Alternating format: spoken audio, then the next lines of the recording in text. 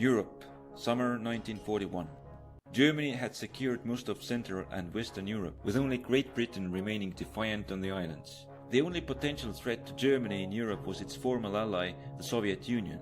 In order to break the stalemate with Britain and make Germany's strategic position indisputable, Hitler decided to cripple the military capabilities of the Soviet Union and seize its natural resources. Germany planned to achieve this goal by capturing most of the European part of the Soviet Union before the onset of winter 1941. The main attack would take place in the center and be directed towards Moscow, with auxiliary attacks in the north and south. By the middle of June 1941, the Germans had almost completed the preparations and the invasion was about to begin. Meanwhile, the Soviet forces were unaware of what was coming and were ill-prepared to resist the German invasion. First, we'll look at the southern sector. The Soviets had deployed their strongest units in the south, having 1,200,000 men between the Pripyat marches and the Black Sea. They were to be confronted by the Army Group South that was of roughly the same strength. The first objective of the Axis troops was securing the western Ukraine. On June 22nd, the invasion began. The Soviets immediately gathered their armored forces and met the German spearhead with a massive counterattack in the area of Dubno and Brody. But due to the lack of combat readiness of the units involved, it failed, and the Soviets lost most of their tanks. The German advance continued, and this created a threat of encirclement to the Soviet troops in the south, and they had to be withdrawn from the exposed position. After the main attack had tied down the Soviet reserves, the Axis forces in Romania joined the offensive. The main spearhead now made a dash towards the east, and this made Soviet command think that the main German effort was directed towards Kiev. However, the Germans had stuck to their original plan and turned south. When the Soviets realized the German intentions, it was already too late to withdraw their forces, and the Germans encircled and destroyed many of the Soviet formations near the town of Uman. The Soviets now abandoned western Ukraine and retreated to the eastern bank of the river Dnieper. They deployed the first wave of freshly mobilized troops to establish a strong defense on the river line and also cling to the port of Odessa. At the same time, operations were being carried out in the north, where 1.5 million German soldiers from army groups north and center were facing 1 million Soviet soldiers. In the beginning of the invasion, the army group center was to encircle Soviet forces at the border and then advance towards Smolensk and Moscow. Meanwhile, army group north was to advance directly towards Leningrad, threatening to trap the Soviet forces between them and the sea. On June 22nd, the Germans attacked. The Soviet Western Front was deployed forward, and during the first days of the war, the German forces encircled most of its formations near the towns of Bialystok and Minsk.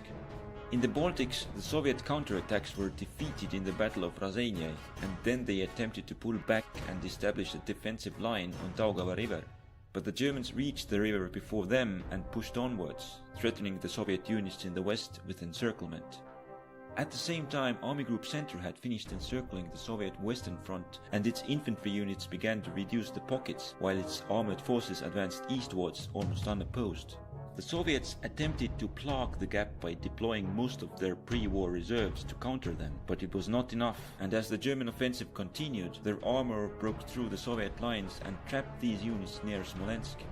By that time, the first wave of Soviet mobilization was complete, and the Soviets used these formations to block further German advance and attempted to free the encircled troops. However, the performance of these newly created units was lackluster, and they were unable to liberate the pocket. The Germans managed to close it up and eliminate it. The Germans had gained the upper hand in the central part of the front, and now they were faced with two options. They could continue the push towards Moscow immediately, or secure the flanks of Army Group Center first and then continue the offensive eastwards. They decided to do the latter, and the armored formations of Army Group Center were sent to aid neighboring army groups. During this time, battles had been raging in the north, where Army Group North had failed to pull out large encirclements, and their progress was slowed down by the Soviet counterattacks and bad infrastructure. Nevertheless, they were making slow but steady progress, and after securing their left flank, they reached the approaches to Leningrad. When the help from Army Group Center arrived, they were able to perform the final push and cut off the land-based communications to the city. Further north, Finland had entered the war against the Soviet Union on June 25th, and the Finnish troops took advantage of the Soviet defeats by taking back the lands lost in the Winter War. After that, they established forward defensive positions between the lakes. Even further north, the Finnish and German troops attempted to capture the Soviet port city of Murmansk and cut the Murmansk railway in order to sever the Allied supply route to the Soviet Union. However, their attacks became bogged down in the rough terrain short of their objectives. The front became static. Meanwhile, the other armored units of the Army Group Center were sent to help Army Group South. The Soviets had anticipated that the Germans would continue their attack towards Moscow and concentrated their troops on this direction, which allowed the German armored formations to push back the weaker Soviet units on their southern flank. The German advance southwards forced the Soviets to abandon their forward positions in the Pripyat marshes to shorten their line. In Ukraine, the Soviet troops were occupying a strong defensive position with their flanks resting on the Dnieper River in the west and south and the marshes in the north. Yet the panzers from Army Group Center were bypassing the marshes from the east and advanced into the Soviet rear. The Soviets thought that the German spearhead was overextended and could be contained.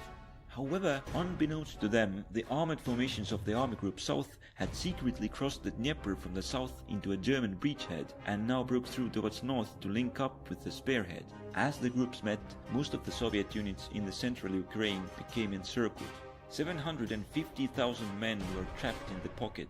When the pocket had been liquidated, the Soviet forces in Ukraine had been severely weakened. After these operations, the flanks of Army Group Center were secure, but now the Germans didn't have enough time to reach the objectives set in the beginning of the campaign, and they decided to go for more limited goals. In order to reach them, they began a full-scale attack along the whole front. In the south, the Soviet resistance had been crippled with the recent encirclement, and this allowed the Germans to carry out another encirclement, trapping part of the Soviet forces on the coast of the Black Sea. Then they pushed onwards and established their control over the resource-rich areas of the eastern Ukraine and conquered the Crimean Peninsula, with Soviets abandoning Odessa but clinging on to the port of Sevastopol. At the same time, the German forces were pursuing their objectives in the north. Their goal was to sever the remaining supply route to Leningrad and link up with the Finnish forces. The initial advance was successful and reached its first goal by cutting the railway line supplying the city. The main German effort was in the center. All this time the Soviets had anticipated an attack on Moscow and had deployed 1,250,000 mobilized troops to the sector. During the German operations on the flanks, they had even somewhat managed to push Army Group Center back to improve their defensive perimeter, but by the end of September, the German armor had finally returned to the center and proceeded to carry out a new attack. Once again, near the towns of Vyazma and Bryansk, the Soviet troops were encircled, and this resulted in halving the Soviet strength on the front. After reducing the pockets, the Germans closed their distance to Moscow. Then they attempted to encircle Moscow with a two-pronged attack, but by that time the long advance had exhausted their offensive capabilities and the weather had become severely cold. The Soviets managed to halt their advance, and although they didn't have large superiority in numbers, the Soviet proficiency in winter combat allowed them to carry out a counterattack. The Germans were forced to abandon their vulnerable forward positions on the flanks and pulled back in order to shorten the front line. During the retreat, they had to abandon some of their heavy equipment. At the same time, the German attempt to cut off Leningrad had also failed, and they had to retreat to their starting positions, and the supply line to Leningrad was restored. In the south, the German advance was also checked by the Soviets, forcing the Germans to abandon their forward positions in Rostov. The first year of the war was over. The Soviets had stopped the Germans far from their initial goals, but at the great cost to their own military capabilities. The Red Army had been decimated, and it would take a year or more to fully rebuild and re-equip the army. The Germans wanted to use this window of opportunity and were sending most of their available forces to the Eastern Front to deliver a knockout punch in the following year. 1942 would be the decisive year of the war.